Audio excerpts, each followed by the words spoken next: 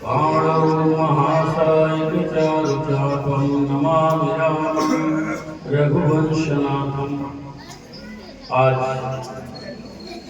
उत्तर प्रदेश की राजधानी लखनऊ, लालबाग नगरी लखनऊ जानकीपुरम विस्तार में आयोजित श्रीमद् भागवत महापुराण की श्रवण सुख स्वरूप व्यासपीठ पर विराजमान डॉक्टर ब्रजेश शास्त्री जी के मुखारविंद से और इस कथा का आयोजन जिनके अभी पूज्य महाराज जी बता रहे थे, हमें भी प्रसन्नता होती है जब आशीष जी बहुत छोटे हैं, लगभग हम दोनों की उम्र में शायद 2-4-5 साल का फर्क होगा, छोटे बड़े हैं। 1992 में यह जो परिवार है महाराज जी, जो आपकी भगवती मिष्ठान भंडार है, ये परिवार भगत जी के नाम से जाना जाता है। और जानकी भगत जी का नाम ऐसा था कि अयोध्या से या भारत के किसी भी कोने से महात्मा अगर आते थे तो उनका अपने सतगुरु भगवान के प्रति उनका इतना समर्पण था। कैसे बड़े भाग्यशाली हैं हम लोग, कैसे ब्रह्मवेता गो सेवी संत सेवी महात्यागियों के शिरोमणि परम पूज्यानंद श्री गुरु से साकेत वासी पूज्य श्री आकाशी मौर्य जी महाराज का आशीर्वाद। जब मैं 1992 में गुड़गांव में था तो जानकी भगत जी जब जाते थे तो हमें याद है कि महाराज जी और किसी का समाचार ले न ले, लेकिन आशीष की चर्चा जरूर होती। तो हमें प्रसन्नता है कि उस परिवार का नाम, मान, प्रतिष्ठा गुरु की कृपा से, माता पिता के आशीर्वाद से इन्होंने गृहस्थ जीवन में पुत्र की कामना हम लोग इसलिए करते हैं कि पुत्र हो तो गंगा का दर्शन करा दे, हमारे जीवन में वो दान करा दे, श्रीमद् भागवत कथा का श्रवण करा दे। इसलिए गृहस्थ आश्रम में पुत्र की कामना की जाती है। जो हमारे संस्कृति को, सनातन धर्म को आगे बढ़ाए, उसके लिए पुत्र की कामना किया जाता है। आप लोगों ने हमारे व्यास जी के द्वारा गोप गौरव धुंधकारी की भी कथा सुनी है। उस कथा में और श्रीमद् भागवत की जो कथा है वह पुत्रों के उद्धार के लिए, राजा परीक्षित को भी उद्धार या मोक्ष प्रदान कराने वाली श्रीमद् भागवत कथा है। और यह तभी जीवन में सफल हो पाता है कि आपके गुरुजनों का आशीर्वाद हो, आपके माता पिता का आशीर्वाद हो, तभी यह कार्य संभव हो सकता है। आपने यहाँ तक कि गया में भी श्राद्ध कर्म और पुण्य कर्म को आपने विधिवत निभाया और आकर के ऐसे वैदिक ब्राह्मणों के द्वारा जो पूजन हो रहा है, आपके माता पिता और गुरु का आशीर्वाद है कि उस कार्य को आप निरंतर करते जा रहे हैं। और शुभ कार्य में अभी शास्त्री जी कह रहे थे हमें जीवन में शुभ कार्य के लिए जब भी संकल्प हो, मन में अच्छे कार्य करने की भावना हो, तो उसे हमें टालना नहीं चाहिए। टालना चाहिए कि हमें किसी का अहित करना हो, किसी का नुकसान करना हो, किसी का बुरा सोचना हो। अगर मन में ऐसे कोई भाव आ जाए, क्योंकि मनुष्य के मन में नाना प्रकार की भावनाएं उठती रहती हैं, जब हमें किसी की नुकसान, बुरा करने की, अहित करने की अगर कोई भाव आए, उसको टालना चाहिए, उस पर विचार करना चाहिए। लेकिन जब मन में ये भाव आ जाए कि हमें अच्छे कार्य करना चाहिए, दान देना चाहिए, ब्राह्मणों को भोजन कराना चाहिए, अनाथ को भोजन कराना चाहिए, वस्त्रहीन को वस्त्र देना चाहिए, स्वास्थ्य से कोई बीमार है उसे हमें दवा देनी चाहिए, भूखे को भोजन देना चाहिए, प्यासे को पानी देना चाहिए, अच्छे कार्य के लिए कभी विलंब मत करो, उसको शीघ्र करना चाहिए, भगवत स्मरण करना चाहिए। बड़े भाग्यशाली है कि एक व्यक्ति कथा का आयोजन कराता है, लेकिन जो भी कथा का श्रवण यहाँ पर कर रहा है वो सबको वही पुण्य प्राप्त होगा जो पुण्य आयोजन कराने वाले को होता है, जो सुनने वाले को भी वही फल प्राप्त होता है। कान में भगवान का स्मरण यहाँ बैठ करके जब हम आए, होता क्या है कि हम केवल कथा श्रवण करने जब जाते हैं, ये सोचते हैं कि कोई हमारे मित्र ने आयोजन किया है, कोई हमारे सगे संबंधी ने किया है, तो चलो समय निकाल कर चलते हैं, केवल क्योंकि संबंध निभाना है, आकर के चेहरे को दिखाना है, ऐसा नहीं। हमें ऐसी सोच होनी चाहिए, भगवान हमारे ऊपर बहुत बड़ी कृपा की है कि ऐसे आयोजन के लिए बिना आमंत्रण के जाना चाहिए। भगवान के जहाँ श्रवण होता हो वहाँ कोई आमंत्रण की जरूरत नहीं है, लेकिन जहाँ निमंत्रण के द्वारा बुलाया जा रहा हो तो भगवान को हजार हजार बार अभिवादन करना चाहिए कि हे प्रभु, आपने उस योग्य समझा है हमको कि आपने हमें अपनी कथा श्रवण करने के लिए सम्मान पूर्वक आप हमें बुला रहे हैं, तो कथा को श्रवण करना चाहिए। समय बहुत कम है, तो मैं इसी शब्दों के साथ कहने के लिए, तो श्रीमद् भागवत कथा अगाध सागर है, उसका कोई अंत नहीं है। तो 7 दिन या 7 जन्म भी लग जाए, श्रीमद् भागवत कथा का कोई वाचन नहीं कर सकता है। ऐसे मैं आचार्य जी को भी, क्योंकि व्यासपीठ पर हैं और बड़े आपका प्रेम है, हम लोग के साथ बड़े स्नेह रखते हैं और मित्रता ऐसी होनी चाहिए आपकी अच्छे लोगों की, जो प्रेरणा देकर के अच्छे कार्य कराए। और श्रीमद् भागवत कथा का प्रेरणा के स्रोत आप अच्छे तो हैं, आपका पूरा परिवार, चाहे वो संध्या बैठी है, आप हैं, बच्चे हैं, सब संस्कारवान हैं, लेकिन शास्त्री जैसे मित्र होना चाहिए कि जो अच्छे कार्य के लिए विलंब न करें, कार्य को कराए। जय श्री राम।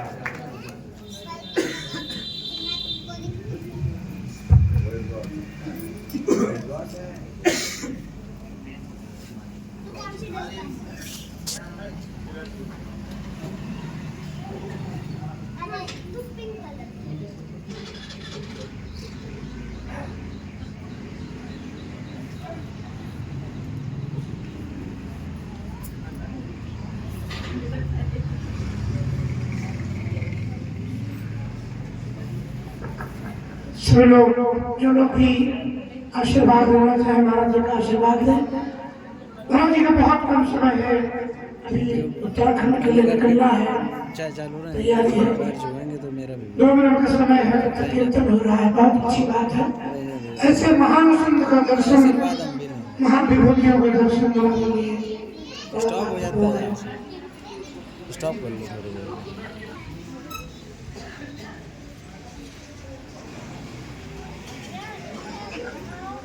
हम निवेदन करेंगे हमारे आचार्य द्वय और आशीष भैया जी, हमारे पार्षद जी श्री प्रदीप शुक्ला जी, महाराज जी को विदाई के लिए गाड़ी कर जाए। साथ में एक बार जोर से बोलो स्वामी जी महाराज की, संत जी महाराज की, भगवत। जय सिया राम, जय जय सिया राम, जय सिया राम,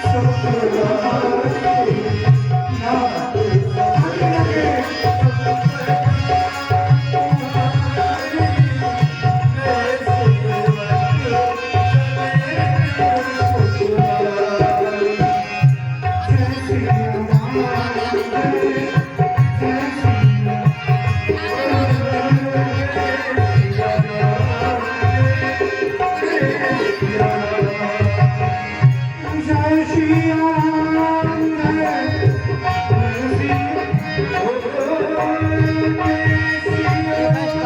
बाहर से आके बना लो, बढ़िया सब लोग खड़े हैं। भगवान की, सनातन धर्म की, पूज्य श्री गुरुदेव भगवान की। हमें बड़ी मस्ती में सुने।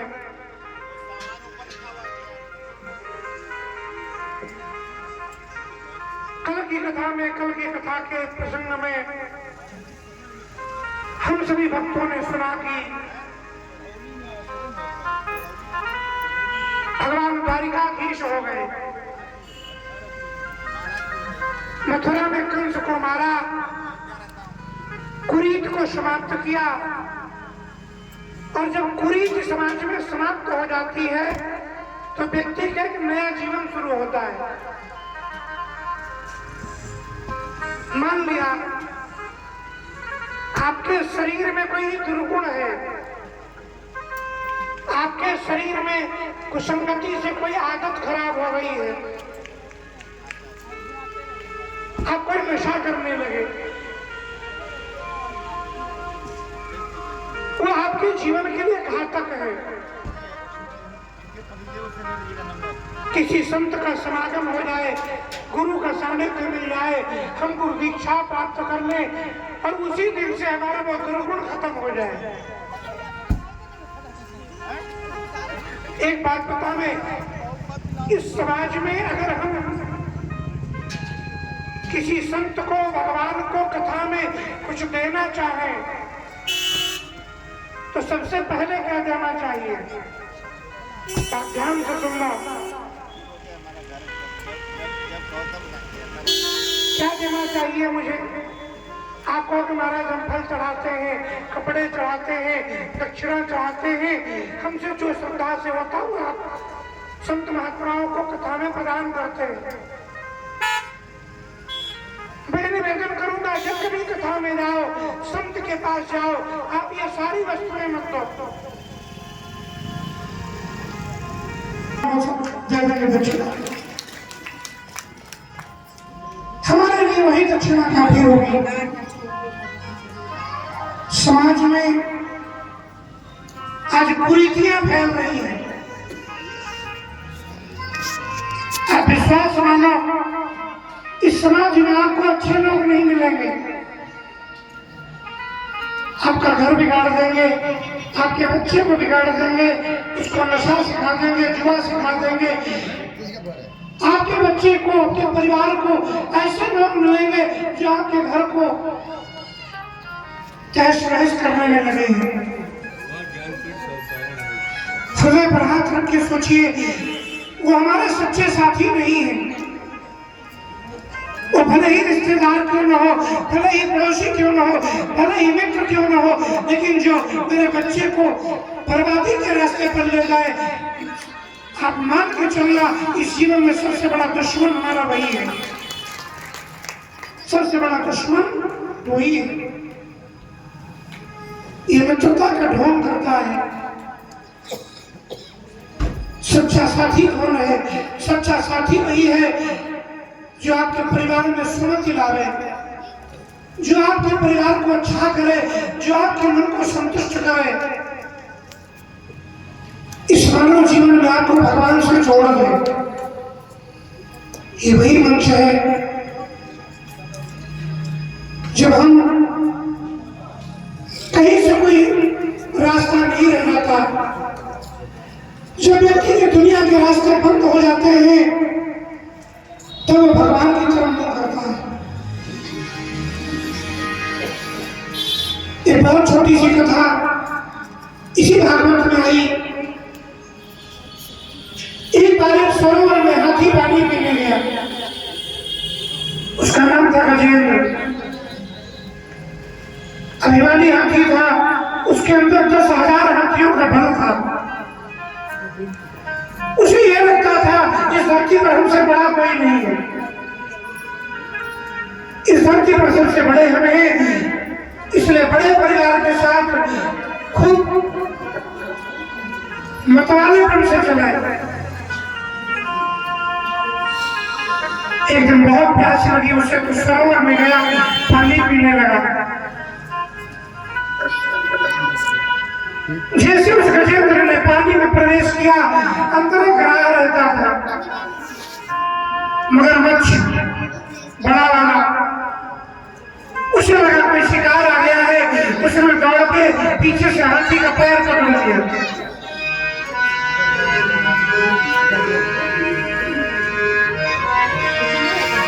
उस पानी का खलबल सुनकर अंदर से निकल आया। झड़ पैर पकड़ कर हाथी का ऊपर नीचे कर दिखलाया। इसने पैर पकड़ लिया। गजेंद्र ने बड़ी ताकत लगाई, बड़ी कोशिश की। परिवार वाले आ गए, पत्नी आ गई, बेटे आ गए। उसके सहयोग में सारा दल खड़ा हो गया। दल करे तो क्या करे, उगरा पैर छोड़ने को तैयार नहीं। घसीटने लगा, दोनों में परस्पर युद्ध शुरू हो गया। पानी के अंदर गज और घड़ा दोनों लड़ने लगे।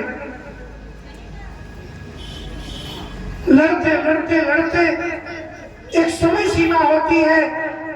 2 महीने बीते, 3 महीने बीते। घर वालों ने सोचा कि पता नहीं कब तक लड़ेंगे, हम इनके साथ भूखों क्यों मरे, चलो हम कुछ व्यवस्था करें। यही होता है। काफी दिन बाद वो लोग आपका साथ छोड़ देते हैं। हम क्यों भूखों मरे, हम काहे को इनके साथ लगे। धीरे धीरे सब लोगों ने साथ छोड़ दिया। बच्चे चले गए, परिवार चला गया, आखिर में पत्नियां भी चली गई। सुखदेव जी ने कहा, राजन, ये करते करते 1000 वर्ष बीत गया। पानी में लड़ते लड़ते दोनों का समय 1000 वर्ष बीता। गला में खींच लिया धीरे धीरे। अब हाथी का शरीर पूरा डूब गया। यहाँ जब डूबने लगा तो उसने सूंड ऊपर उठा दी, सूंड से हवा लेने लगा, ऑक्सीजन लेने लगा, पूरा शरीर डूबा, सूंड उठा दिया। और जब सूंड उठाई तो कितनी देर तक, जब शरीर सारा डूब गया है तो सूंड कितनी देर तक ऊपर रहेगी। आखिर एक दिन वो आया जब दिन भर सूंड डूबने को बाकी रह गई, इसके जीवन की लीला समाप्त होने लगी। ये दो मिनट में बात बड़े ध्यान से सुनना। सारा जीवन लड़ा, सारा जीवन अहंकार किया, सारा जीवन पत्नियों के साथ में भोग किया।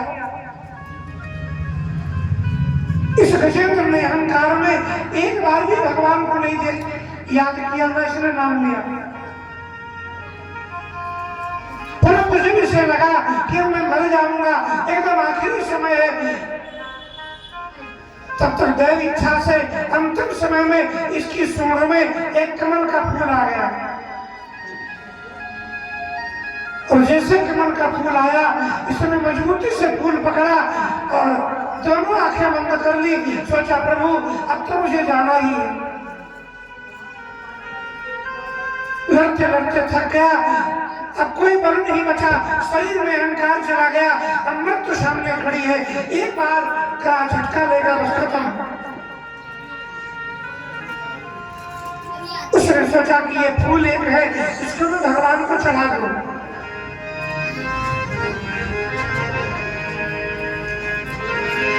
कमल पुष्प लेकर, कमल पुष्प लेकर सूंड में गजेंद्रियों, प्रेम और श्रद्धा से करुणेश को मनाने। करुणेश माने भगवान करुणा करते हैं, ईश है, करुणा के ईश करुणेश। याद किया भगवान की। सुखदेव जी ने कहा राजन अचंभा हो गया, जो काम 1000 वर्षों में परिवार ने नहीं किया, अपने दल ने नहीं किया, तो भगवान के नाम ने कर दिया। बोलो कृष्ण भगवान की। जैसे इसने कमल का पुष्प सूंड में लिया और याद किया भगवान की। एक दिन मैंने कहा था, लोग कहते हम पर दया नहीं होती, हम पर दया नहीं होती। हमने कहा दया इसलिए नहीं होती कि तुम याद नहीं करते हो। याद ही दया है, कागज पे लिखो याद, पलट के पढ़ो हो जाएगा दया। अंतिम समय में भी अगर इस ईश्वर को, भगवान को आप याद कर लोगे ना, ये प्रमाण है भगवान आपके सारी कमियों को भूल जाएंगे। वो करुणा निधान है, वो जगत नियंता है, भक्तों के भगवान है। सुखदेव जी ने कहा राजन आधा नाम इसने लिया, नाम भी पूरा नहीं निकला। अजी नाम निकला था मुख से और बाकी रहा मकार, मकर शीस हरि ले गयो प्रखर चक्र की। आधा नाम लिया रा, पूरा नाम भी तो नहीं निकला, मां नहीं आया। इतने में भगवान का सुदर्शन चक्र आया और ग्राह का शीश काट दिया। ग्राह का शीश कट गया, गजेंद्र को मारने लगे। संत कहते हैं भगवान इतने दयालु हैं, एक बार नाम लेने से नहीं, आधा बार नाम लेने से प्रसन्न हो जाते। याद करो बस, दया शुरू हो जाएगी।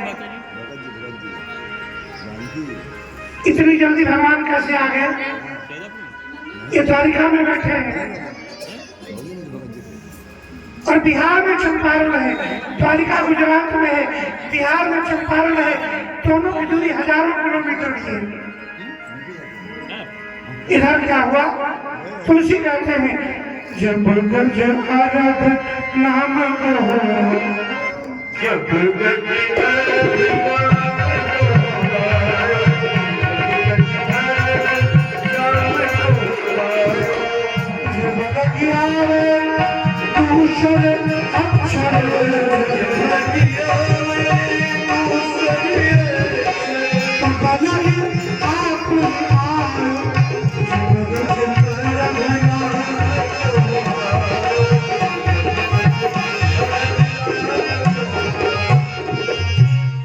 ध्यान से लिंक दे दे आधा नाम निकला, आधा नहीं आया। रुक्मिणी सेवा कर रही थी उस समय जब ये याद कर रहा था।